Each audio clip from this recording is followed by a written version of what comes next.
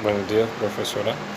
Me presento, soy el alumno Juan Sebastián Bonilla Delgado, ID 595121, y hoy vengo a realizar mi cápsula científica. En este orden comenzamos con las partes de la corteza cerebral. En este caso empezaremos con la corteza motora, que también es una corteza en sí, es la corteza encargada de iniciar el movimiento, pero a nivel sensitivo solemos hablar más de los otros cinco sentidos. Lo digo para tener en claro que también existe la corteza motora. Entonces vamos a ir ubicándolas en el cerebro. ¿Dónde se encuentran estas cortezas? Estas cortezas se encuentran la somatosensorial, que es la que se encarga de recibir los estímulos al tacto, a la posición de mi cuerpo, al grado de tensión de mis músculos. Todo esto se integra en una región que es la parietal, lóbulo parietal. Se encuentra en el lóbulo parietal y está pegadita en una parte más posterior de lo que es la corteza motora.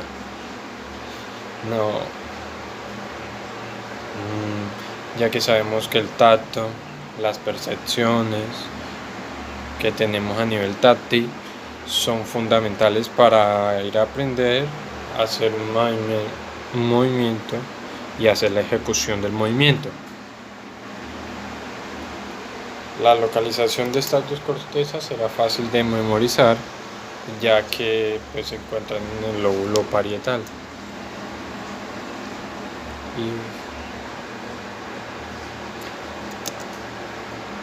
Y justo adelante, cuando ya pasamos el lóbulo frontal, ahí encontramos la corteza motora.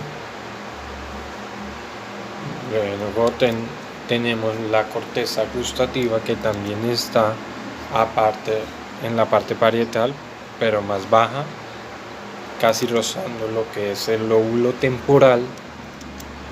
Y tenemos la corteza olfativa, que ya está en el lóbulo temporal y que está completamente en la puntita más delantera de lo que es el lóbulo.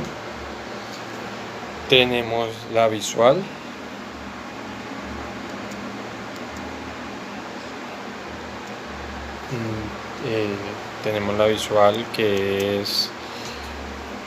que se encuentra de lo que pueda parecer, está por detrás, está en la nuca, que es en el lóbulo occipital. Y por último tenemos la corteza auditiva, que esto coincide, que está en la zona debajo de las orejas, que es el lóbulo temporal. Bien, así que podemos hablar de la corteza en función y qué estímulos registran. O bien, a nivel motora registran algo motor. Por otro lado, podemos hablar de la corteza desde otro punto de vista, que es una corteza primaria, una corteza secundaria y una corteza terciaria. Es decir, que a nivel motor, a nivel sensativo, a nivel gustativo, cada una de estas cortezas podemos a su vez subdividirla en corteza primaria, secundaria y terciaria. Las cortezas primarias son cortezas que en activarse permiten que yo perciba algo. es entre estar ciega y ver, por poner el ejemplo así. Ya dando el ejemplo de la corteza primaria, que fue algo visual, que es donde podemos efectuar los colores, los movimientos y los rastreos, por decirlo así, nos vamos hacia el lado de la corteza secundaria. Esta se llama, o también la podemos llamar, corteza de asociación unimodal. ¿Por qué? Porque es un único modo, un único sentido de los diferentes tipos de información los que se integran ahí. Y por último tenemos las cortezas terciarias, que es, a diferencia de la primaria y la secundaria, esta corteza también se llama corteza de asociación multimodal. Incluso las secundarias rodean a las primarias. Las terciarias son regiones que pueden estar alejadas. Estas cortezas, ahí se integra todo. El estímulo visual por ejemplo, es como un coche. Aquí captamos toda la información, por decirlo así. Veo el color, el movimiento, la placa, y vamos procesándolo literalmente hasta el sonido que hace el coche, mi sensación de frío o calor mientras veo el coche pasar. Este es la corteza terciaria. Con esto pasamos al siguiente punto. Bueno, por consiguiente vamos a hablarle del cerebro y sus partes, como habíamos dicho. A menudo utilizamos el término cerebro para referirnos al encéfalo, el órgano principal del sistema nervioso central. El encéfalo contiene otras partes como el bulbo raquídeo y el cerebelo. A continuación vamos a mencionarte las partes del cerebro más importantes. Una de las partes más importantes del cerebro es el cerebelo, situado en el encéfalo, y su función es la de regular aspectos tan importantes del organismo como la postura, el equilibrio y la coordinación. Por consiguiente tenemos el hipotálamo, es el que regula las funciones del organismo, donde por ejemplo podemos encontrar los ciclos de sueño, la temperatura corporal, el hambre y el ánimo. A esto nos vamos también al área de Broca, que forma parte del lóbulo frontal y está y es el centro del habla. Y también podemos hacerlo en el área de Wernicke, que es propicia a la comprensión del lenguaje oral y escrito. En esto también podemos encontrar el hipocampo, que es una zona cerebral que propicia el almacenamiento de recuerdos y aprendizaje. Bueno, ahora vamos a hablar un poco, ¿sí?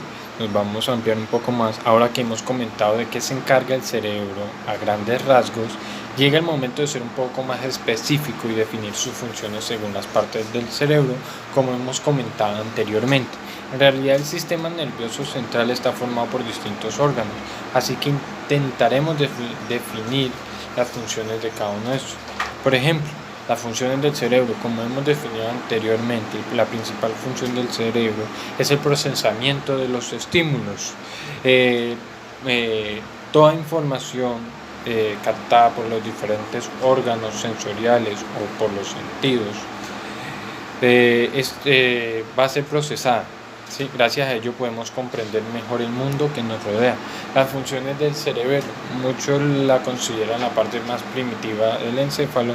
En ella encontramos el procesamiento inconsciente de muchas funciones, ya dirigidas a la supervivencia del individuo, el equilibrio, la activación muscular, lo que le hablaba anteriormente, y la regulación de las emociones. La función del bulbo raquídeo es el puente entre el encéfalo y la médula espinal. En él encontramos multitud de conexiones neuronales y fajo de fibras nerviosas que transfieren información en ambas direcciones. la función de la médula espinal. Finalmente, la parte más alejada y la parte más grande del cerebro es la médula espinal. Este órgano forma parte del sistema nervioso central y su función principal es conectar el cerebro con el resto del cuerpo y con el sistema nervioso autónomo. Con esto acabamos este punto y pasamos a los 9 tipos de neuronas. Aquí es donde vamos a comenzar a nombrarlas, que la primera va a ser la motoneurona, la segunda las neuronas sensoriales, las interneuronas, las unipolares, las bipolares, las pseudonipolares y las multimipolares. Vamos a hablar cada una de ellas. Las motoneuronas envían impulsos nerviosos a los músculos desde el sistema nervioso central, permitiendo el movimiento y la coordinación muscular voluntaria, como también se encargan de los músculos lisos o las viscerales, es decir, los responsables del latido del corazón o el movimiento intestinal. Las neurosensoriales son las que envían información a todos los órganos a través del sistema nervioso central para ser procesados.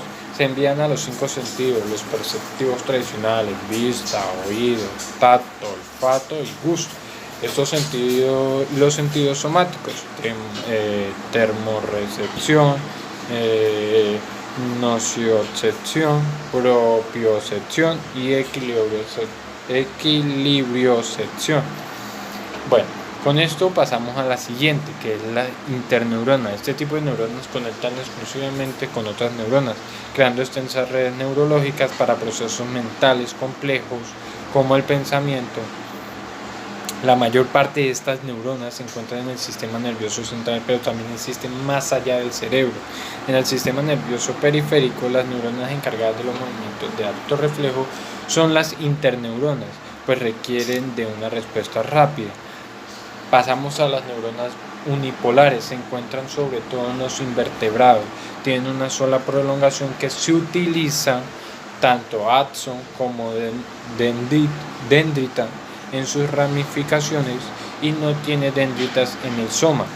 Pasamos a las neurobipolares, que son sobre todo neuronas sensoriales. Parecen tener 2 axones opuestos, pero una de las prolongaciones es la dendrita, preparada para recibir mucha información sensorial. Pasamos a las neuronas pseudounipolares, que a primera vista parecen unipolares, pero tener solo un axón. Si se miran de cerca, se puede observar que la prolongación tiene, de hecho, 2 puntas, una recibiendo información y la otra enviándola, como si fuera un tubo. Están muy involucradas en el sentido del tacto y del olor. Qué pena. Las neuronas multipolares son las más abundantes. Presentan dendritas en el soma y un axón. Se pueden separar en 2 grupos, dependiendo de la longitud del axón. Tipo Golgi, estas neuronas tienen el axón largo para así establecer conexión con células lejanas. Y tipo Golgi 2, que son neuronas con axón corto para conectarse con neuronas o células cercanas. Con esto damos finalización a la cápsula científica que nos tocó el día de hoy, y agradeciendo a usted, profesora, por su tiempo y dándole una feliz tarde. Muchas gracias, que tenga buen día.